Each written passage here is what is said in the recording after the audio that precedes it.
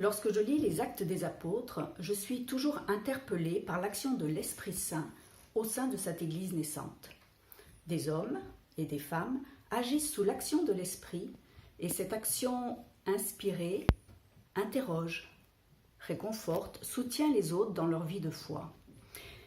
Et je me demande, et moi, suis-je le signe de l'action de l'Esprit Saint ? C'est peut-être un peu prétentieux comme question, mais je me demande souvent si je permets vraiment à l'Esprit d'agir en moi. Et ce temps de confinement, a-t-il été pour moi un temps favorable pour me mettre davantage à son écoute ? La période est favorable, quadrillée. Dans l'intimité de mon appartement, sans enfants, sans sortie, il y a la place pour l'Esprit. Je me rends compte pourtant qu'il m'a manqué la volonté de m'éloigner de mon ordinateur, de mettre un arrêt aux différentes activités.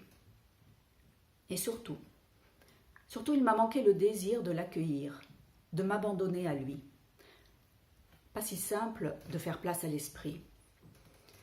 Et pourtant, j'en mesure les bienfaits pour moi et les autres. Ainsi, dans ma mission au catéchuménat, je suis toujours profondément touchée par ces adultes qui ont entrepris un chemin de conversion et acceptent de se laisser travailler par l'Esprit. Leurs témoignages m'interrogent, me réconfortent, me soutiennent. Je mesure l'importance de ces témoignages pour ma foi et pour la vie de l'Église, percevoir que l'Esprit Saint est à l'œuvre. Alors Seigneur, fais grandir en moi le désir de m'abandonner à ton esprit.